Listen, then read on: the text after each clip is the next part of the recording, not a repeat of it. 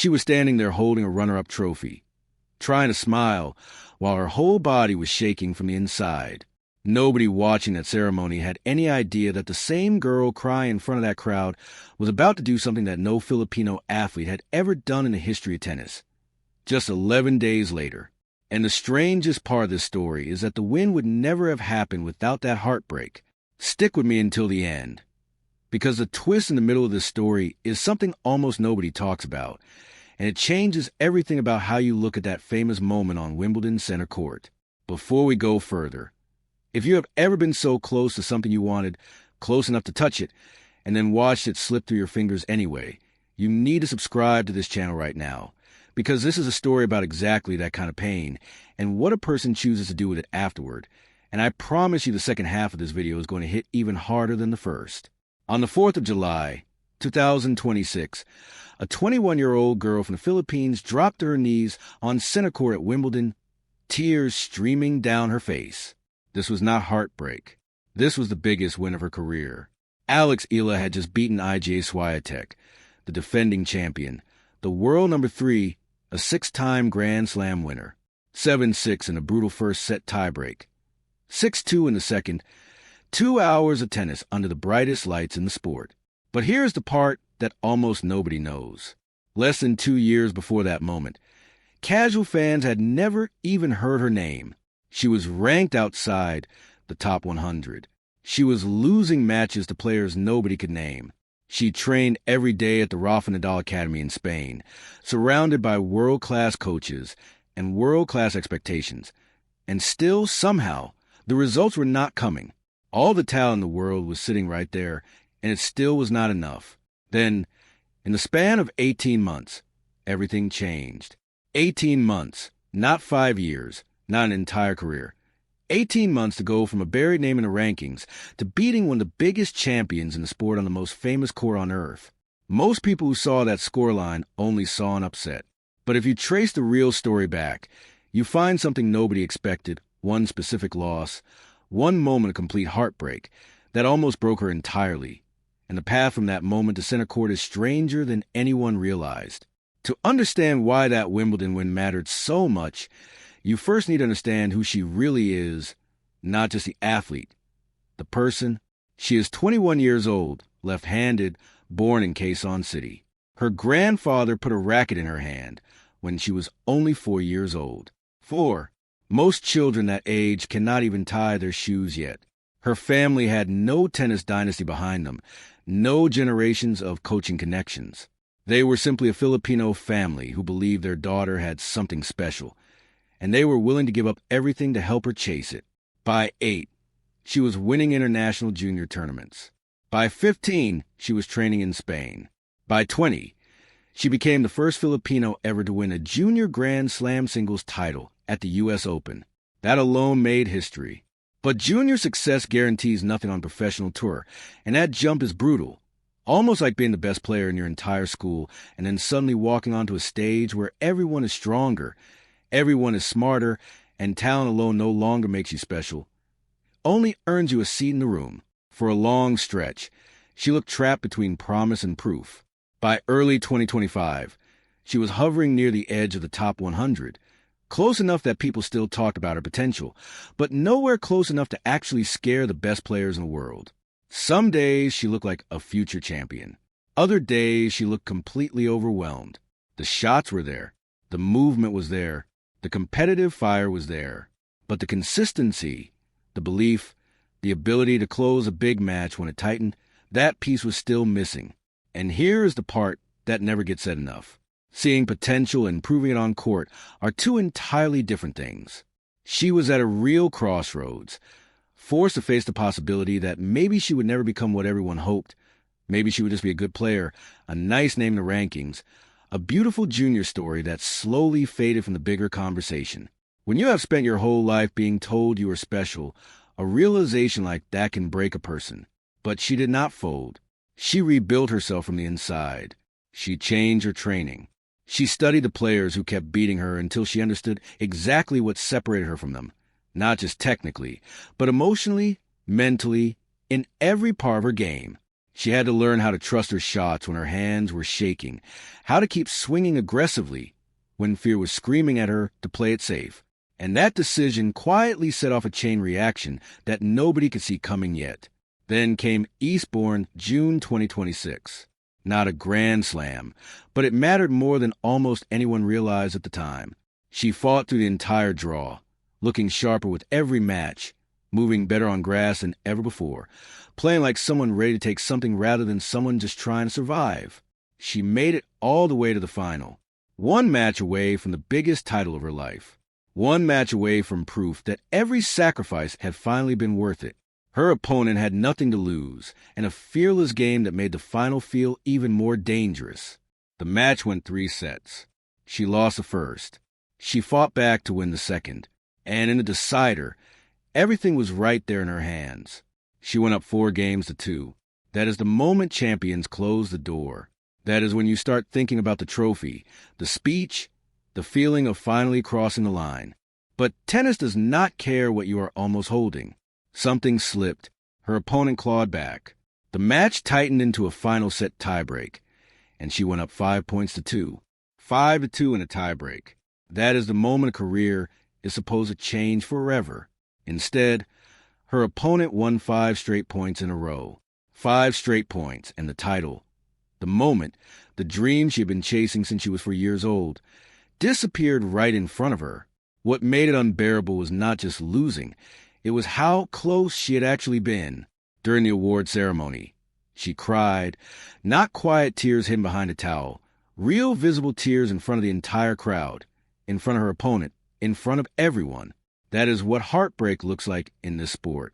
Not slow motion music, just a young woman standing there with a runner-up trophy while her chest quietly collapses. And that kind of loss does not just disappear the next morning. It follows you. It whispers in your ear during every big point after that. It asks if you're going to choke again. It asks if you actually belong on that stage at all. In tennis, there is no next possession, no next play, no next inning.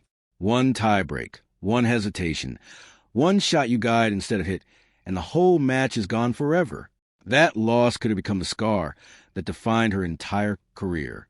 It could have followed her straight into Wimbledon like a weight tied to her ankle, because days later, she had to step onto a court against the exact same opponent who had just taken the biggest title of her life away from her. The tennis world basically forced her to relive her worst memory almost immediately. Most players would dread that moment more than anything. Most players would freeze the second they walked out there. She lost the first set of that rematch. For a moment, it looked like the nightmare was repeating itself all over again. But then something shifted.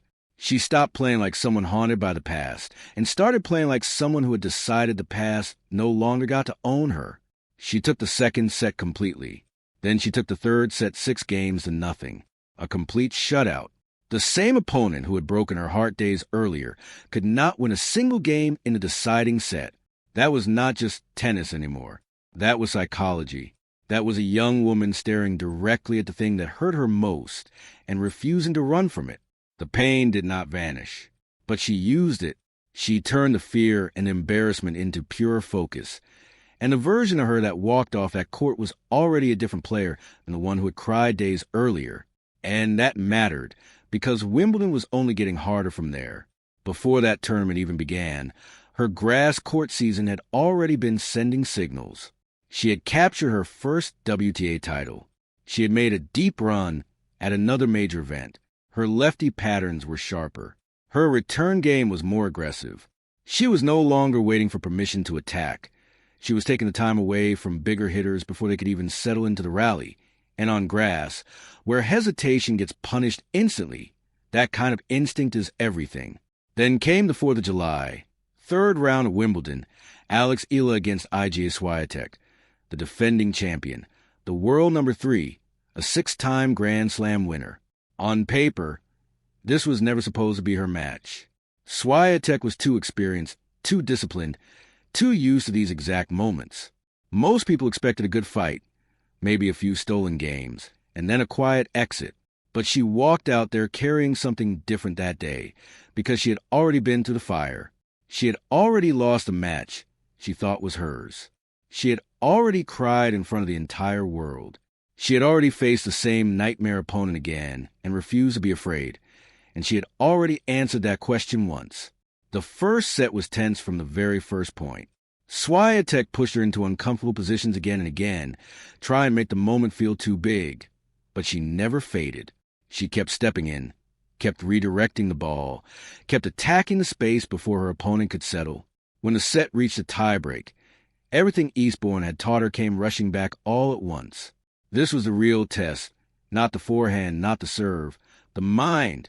Both players had chances. Both players missed chances. And this is where the old version of her might have collapsed completely, remembering the pain, letting the fear rush back in, guiding the ball instead of hitting it. But this version stayed. Point after point, she refused to disappear, until finally, on her 4-set point, she closed out 11 points to 9. That was the moment the entire match changed, because beating a champion like that is hard enough on its own. But closing out a tiebreak on center court after missing earlier chances, after everything she had just lived through days before, that is not luck. That is proof. In the second set, she stopped looking like the underdog completely and started looking like the player in control, breaking early, pressing constantly, forcing the issue point after point until suddenly she led 4 games to nothing. Her opponent fought back, because champions always do, but this time she did not blink, because she already knew exactly what it felt like to hold a match in her hands and watch it vanish, and she was never going to let that happen twice in the same month. On match point, she ripped a cross-court forehand winner clean past her opponent, and the moment the ball landed, she fell to her knees on center court. This time, the tears meant something completely different. In Eastbourne, they were heartbreak.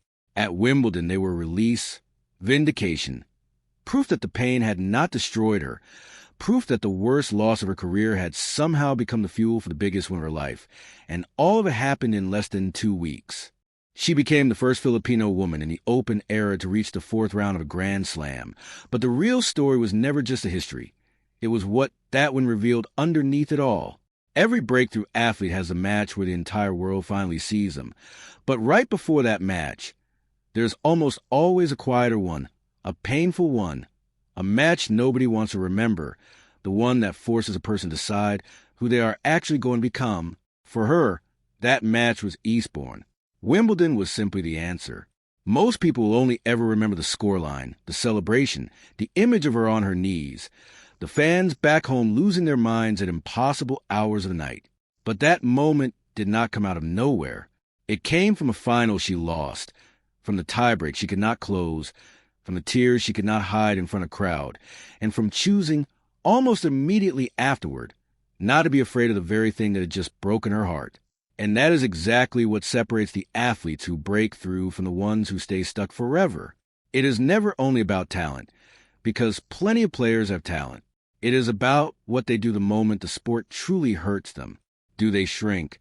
Do they let one devastating loss become the story they quietly tell themselves for the rest of their career? Or do they take the lowest point they have ever felt and turn it into fuel? She chose the second path, and that choice is exactly why this one became so much bigger than a single tennis match. So now the real question is this. Can she push all the way to the top 10? Can she win an actual Grand Slam title? Can she become the face of an entirely new generation coming out of places tennis has ignored for far too long? Nobody knows the answer yet, and that uncertainty is exactly why the story is not finished. Eastbourne broke her heart, and Wimbledon showed the entire world exactly what she built from the pieces. And if you want to see what happens in the very next chapter of this story, make sure you are already subscribed, because she is not just a surprise anymore. She is a warning, and she is only just getting started.